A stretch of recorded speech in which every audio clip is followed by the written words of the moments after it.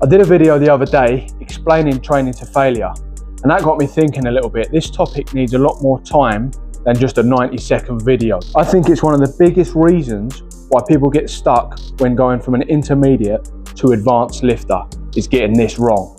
I'm going to quickly cover the exceptions to this, the things that I wouldn't personally use and train to failure for, but I'm going to quickly brush through that and then we'll get into the nitty-gritty stuff.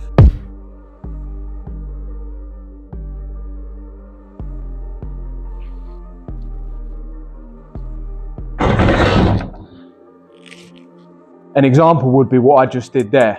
So I'm aiming for a total amount of reps, a total amount of volume, and a certain percentage. But my main goal is the bar speed. So I want the bar speed to stay the same, if not faster, every single set.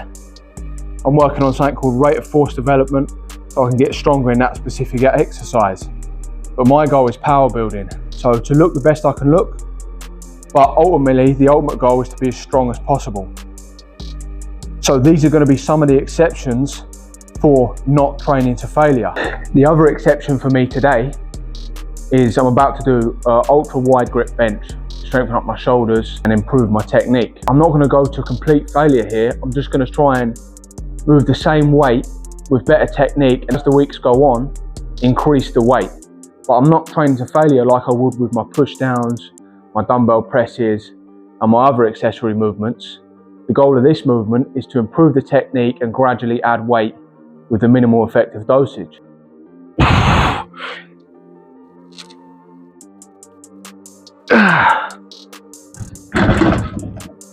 You saw the intensity of that movement. It wasn't easy, but it wasn't nowhere near failure. Now where this could become useful is if you keep fucking up your back, fucking up your RDLs, or messing up any other movement, and every time you do it, your knees or your lower back's wrecked, then you can chase this kind of intensity for a while to improve your technique.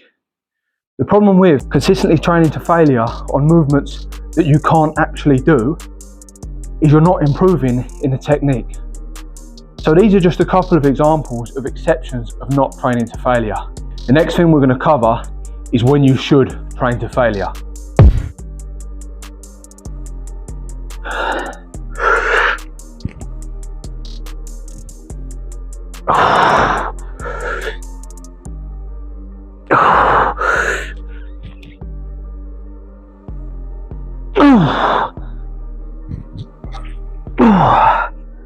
So what should I take to failure? So all my accessories, other than the ones we just spoke about, for example in today's session I'm going to be taking to failure or near failure. The reasoning behind that, because it's the most effective way to grow new muscle but also progress exercises. Now you saw towards the end of that set, the technique got a little bit ropey. And now and again that's not an issue, but you don't want to make a habit of that. And these are some of the biggest holes when it comes to training to failure. You want to push yourself to the point your muscles feel like they're going to explode. Every tendon and ligament in your arm feels like it's going to erupt. But not to the point where your technique starts to get super sloppy, you're rocking, everything's shaking like crazy. That's where you don't want to go past. Don't get me wrong, I'm all for hardcore training. That's what I love. That's what I love to help my clients with. And that's what I love to show people how to do. But there's a difference between adding a little bit of body English, a little bit of momentum towards the end of the set, and every rep looking like you're trying to do some freestyle dancing. The reason I like training to failure so much is because it's actually an enjoyable way to train. But not only that, is in my experience, it works for everyone. Now, don't get me wrong, there's outliers. People say to me, well, what about this guy? He didn't train to failure, or he didn't train to failure. Oh, that's like saying Tyson Fury is a good boxer just because of skill. But it's not just because of skill, it's because he's 6'9" and his reach is about 2 meters. So obviously there's always going to be exceptions. There's guys that can go in a gym, get a pump and look fucking crazy. But I almost bet if you're watching this video, that's not you. What about fatigue and recovery? Once you've learned how to train properly to failure, the chances of you actually overdoing it are quite slim. But once you've got that bit of initial muscle size on you, you know, you're 10, 20 kilos above your normal body weight. So by normal body weight, I mean your body weight before you start training. That's when it's going to start to become a problem. And this is one of the things that held me back for way too long, because I thought just because I wasn't sore, my recovery and my level of fatigue was great. It just wasn't the case at all.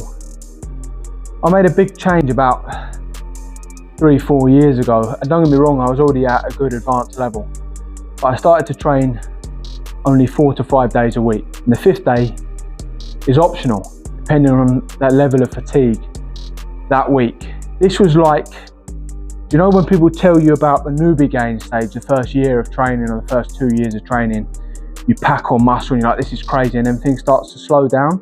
It was like a second newbie gain stage. I would say I put on maybe 3 to 5 kilos of extra muscle just by reducing my training volume. The last thing I want to say about fatigue is, we spoke about reducing your training days, but also what you can do is just reduce the amount of sets you do. So let's say you're usually used to doing 3 to 4 sets. What you might want to do is, if you're struggling with fatigue when training to failure, is do 1 warm-up set and 2 working sets, 2 hard working sets training to failure. Failing that, you could do 2 moderate sets and 1 set to failure. If fatigue starts to become a recurring problem, how do we know if we're training to failure? So there's a couple ways you can do it. One is by videoing your sets, looking at the tempo as you come towards the end of the reps. Obviously you can see how difficult it is on camera as well. That's one method, so just videoing exercises. The second method, and my most recommended method, is using a training partner. Someone that you know that's already quite advanced, already further along in their training than you. And a lot of the time with a training partner, that's one of the quickest ways to learn how to train to failure, because you'll watch them and you'll mimic a lot of what they're doing. The third way is soreness. So how sore are you the next day? This is not the most reliable way, and that's why it's the third one I mentioned, because initially in the block, when you start a new program, you'll be quite sore because obviously there's a new stimulus, new exercises. But it can be a really good measurement initially in the block, because if you're really sore the next day, you know most likely you are definitely training to failure. Just be careful that doesn't become your main goal and your whole aim becomes just to get sore, because that's not the driver of putting on muscle and that's not the driver of strength. So don't make soreness the goal of your sessions. So to summarize training to failure, make sure you're monitoring your intensity, your sets, your training days, and then if necessary, get a training partner so you can see if you're actually training to failure. Failing that, use videos to make sure you are training to failure, and as a last resort, use soreness as a metric to see if you're training to failure. Now, done properly, you'll put on more muscle with this technique than any other technique.